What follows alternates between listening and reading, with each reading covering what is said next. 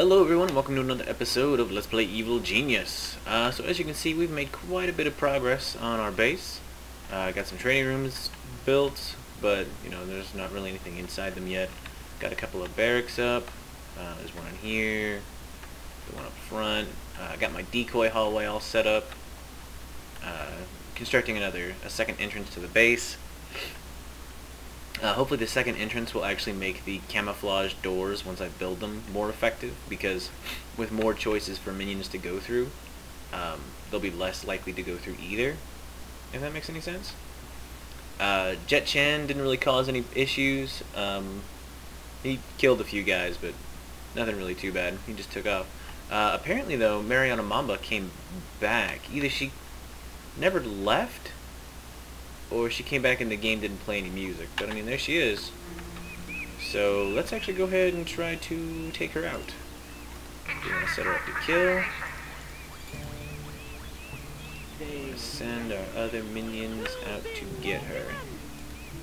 And then with Lord Kane, once they get a little close, we'll just go ahead and do it actually. Let's go ahead and use Smooth Operator to lock her in her place.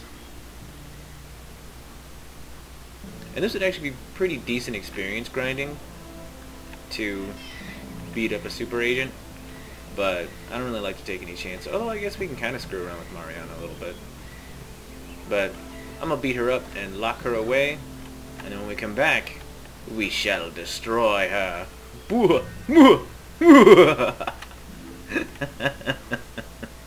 Anyway, I'll be back in a bit. Alright, so we have Mariana captured in a cage. Captured in a cage. And, as the optional objective says, so I'll just read it again, in case you didn't watch last episode. We have an optional objective to defeat Mariana Mamba. Careful observation of Mariana Mamba has revealed how much she relies on her looks to achieve her goals. If we can strap her to an infirmary chair, our scientists can administer some treatment that will nullify her weapon for good. So the way you want to do that is you want to go ahead and interrogate, stick her in the infirmary chair. So then someone should be along shortly to collect her. I just don't know who yet. It said a scientist, so maybe a scientist. Could be wrong though. I have mentioned previously that when you have someone in a prison, you can actually use your evil genius to gloat. But it's very dangerous to do with a super agent because the chances of them escaping are high enough to warrant you not doing it. So this might take a while. I'm going to go ahead and cut it for a little bit until someone comes to collect Mariana. And once we've gotten her... I see someone's using the damn chair. Get out of the chair. Someone go get Mariana and put her in it. Anyway, I'll be back once something happens, either good or bad. So see you guys in a bit. Okay, here we go.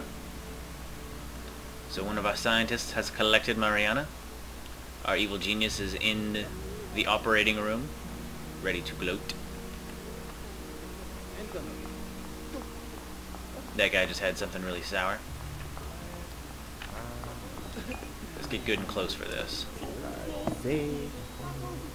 So she willingly gets in the chair for whatever reason.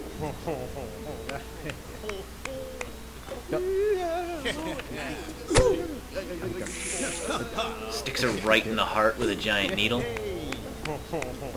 And the operation's done. And now she's a fat, smelly, disgusting whatever of her former self. So she looks at herself in a mirror. She freaks out and runs away. She is no longer a super badass. Mariana defeated. So now it's a lot safer to operate and smash territories because Mariana is no more. We currently only have to worry about Jet Chan, the super agent kung fu master. Hopefully we should get some objective relatively soon to actually defeat Jet Chan. But in the meantime, we are going to continue with the regular road to Doomsday objectives. I'm going to go ahead and try to get... Where do we have to go for this? In Siberia. Alright, so we have to steal the Codex of Knowledge from Siberia. I actually still need to build a laboratory. We don't really have enough money to do it, mostly because a lot of these things are really expensive. You see, 100,000, 100,000. Yeah, see, like, all of the high-level stuff. Oh, I should talk about those.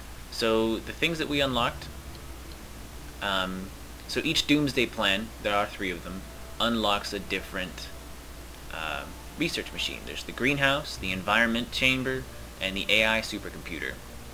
And as you can see, they're really big. This one is, or the supercomputer is, no, what is this? It's the environment chamber is 3x3.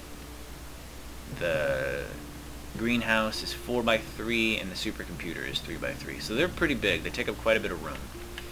But we're going to go ahead and get started on building this. But those 3 pieces of equipment alone are going to wipe out our funds. So this is going to take me a while. I'm going to do a lot of it off camera. Mostly we need to steal a whole bunch of stuff. There goes Mariana running away. Run away, Mariana. Run away. So our decoy rooms are doing a pretty good job of keeping everyone out. All of these little doors are really going to distract these agents.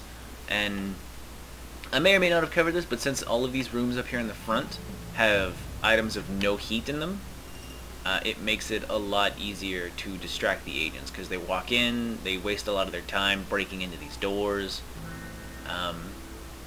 It's a fairly effective strategy. Misdirection works really well, and it's cheap, because a lot of these stuff like this is 500. I think these lockers are only 1,000.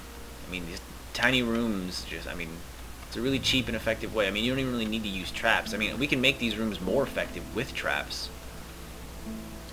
Like if we were to say put the confusing pop-up trap or the do not press trap in these rooms with some motion sensors or something, it'll add more to the confusion of these agents. Like, let me see, the confusing pop-up trap I believe attracts attention, maybe smarts. The do not press trap I think is also attention. Yeah, this is right there, attention. Oh no, the confusing pop-up trap attacks smarts. So I mean, those traps can be added. As you can see, I don't even have to tag any of these agents because they just spend most of their time wandering around. They almost never even get over here. So it's a pretty effective way to keep them out. Unfortunately, I guess there's something else I should kind of talk about. If you manage to chain traps together, you do get bonuses for that, money-wise, but you know, whatever. I mean, it costs money to set it up, it costs power to run them. I mean, there is an invest. I mean, you do get some money back if you do it right, but I don't really like to mess with it. Like I've said multiple times, I don't really use traps. There's definitely a point to them, it just doesn't really fit with my playstyle. I prefer to annoy the agents with pointless bullshit. Oh, they just totally ignored this one, unless they're going home. What are you doing? He's checking a door. These guys are providing backup. Well, that one's checking a door. But anyway, these guys should be thoroughly distracted with this decoy hallway long enough to eat up all their time. You need to be tagged. I'm just kind of wasting time, really, because I'm rambling about bullshit, because, like, right now, the only thing that's really going on is I just have to wait for money to start pouring in. I have to try to get my minion count back up, because as you can see, our capacity is only 75 without lockers. So just trying to kind of boost that up a little bit. I suppose I should put some in here too. You'll notice I'm using the regular lockers as opposed to the environmental storage racks. Mostly I'm just trying to save money. And really that's the best way to go about it early.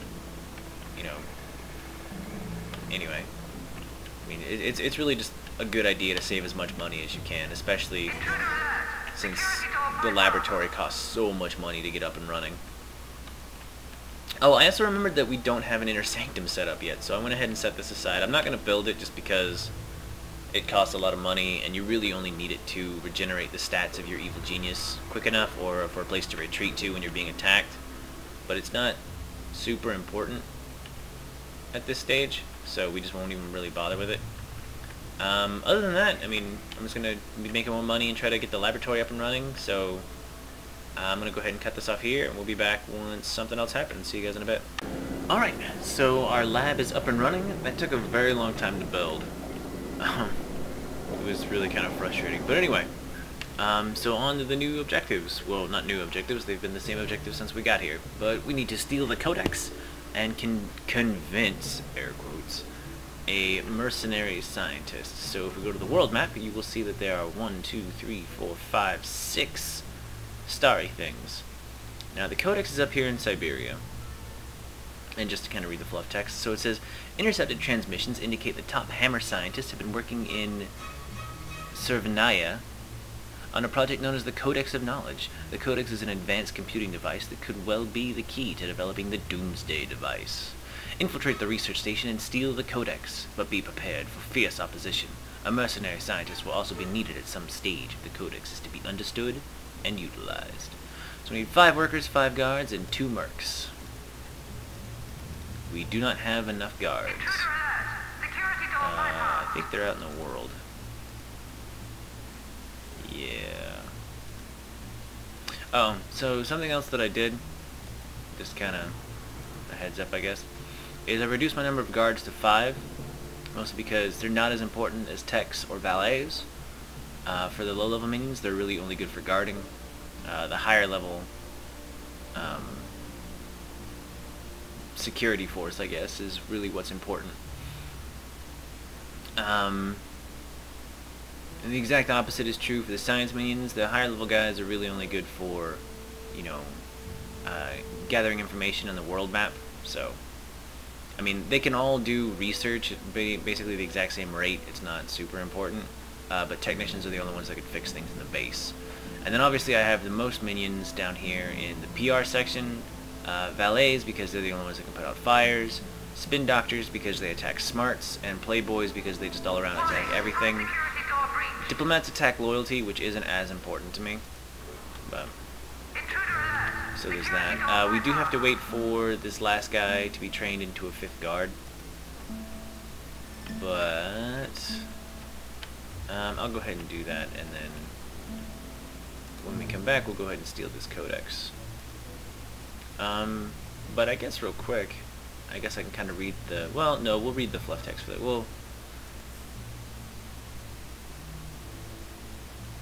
I don't know if I want to read all the fluff text for all these scientists.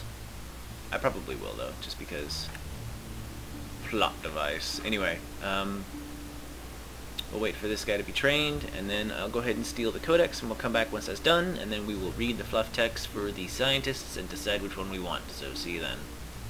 Alright, so we're about to steal the Codex.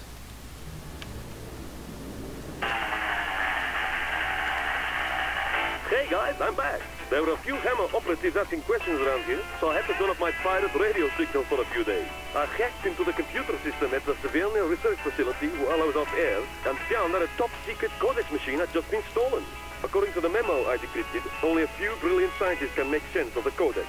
But if I decipher, it can be used to make a Doomsday device. Chilling stuff, huh? Yeah, so that's the Codex stolen. Oh no, we just learned the damn damsel trap. But yeah, so the next step is to actually get a scientist who knows what the hell he's looking at.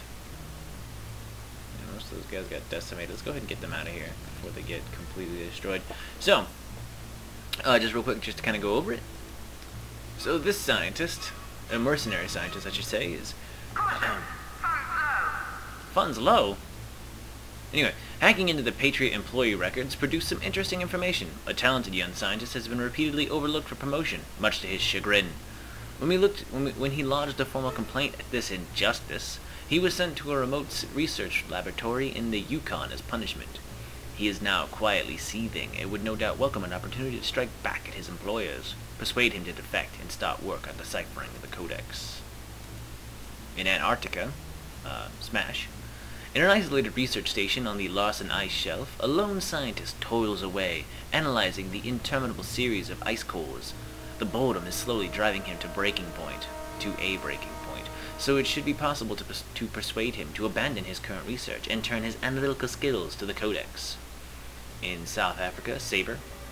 A brilliant scientist at a Sabre research facility in Cape Town has recently been making his dissatisfaction with the Alliance very vocal. In an interview with the London Messenger, he poured scorn on his superiors for lacking vision. With a bit of persuasion, it should be possible to make this scientist defect and start work on deciphering the Codex. In Southeast Asia, Anvil.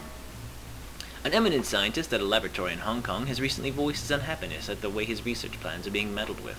Although the laboratory is officially under British colonial rule, Anvil has taken a strong interest and is imposing its authoritarian rule on the scientist's research. Release the scientist from the clutches of Anvil by offering him the chance to help decipher the Codex.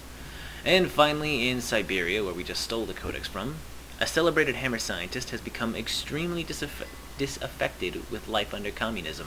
His wife was dispatched to a gulag for attending an anti-communism rally in Moscow, and he now doubts whether she is even still alive. If an approach is made, he should be more than willing to defect from his Vladivostok research facility and begin work on the Codex. So honestly, I mean, they're all basically the same. I think the only difference is worker, valet, spin doctor, worker, valet, spin doctor. Yeah, so they all have the exact same people requirements. It's just a matter of finding an area we can actually get from. So the place we don't have any heat is Anvil, but that's because we've been avoiding Jetchan. So I think... Ooh, we got the auto surgeon. Hell yeah. Task complete. Oh, that's for delivering the Codex.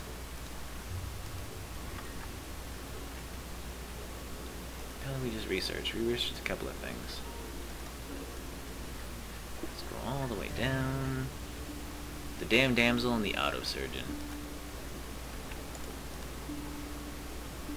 What does this do?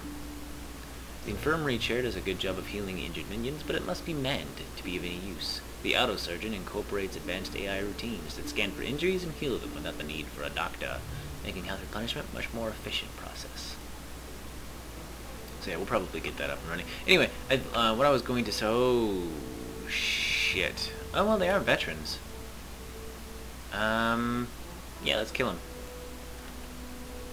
I don't know why they're here. Well, I do know why they're here. Get them.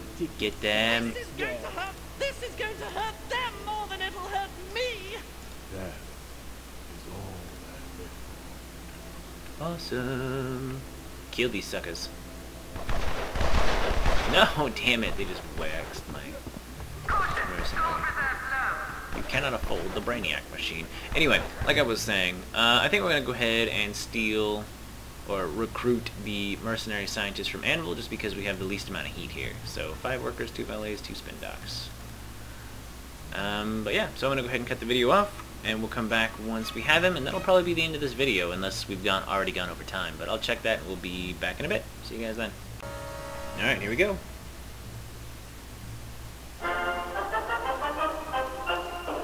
Interrupt this broadcast with an important message from Anvil regarding the scientist who defected from his Hong Kong research facility earlier today. Although it is unknown if the scientist is still in Southeast Asia, Anvil urges vigilance and stresses that this brilliant scientist could destabilize the whole world if he should set his mind to working for evil. If anyone has any information, please contact Anvil. Oh no! So that is the last scientist? Or not last scientist, but, you know, that scientist. He will come here and work on the Codex for us. And of course the forces of justice will try to stop us. As if they could.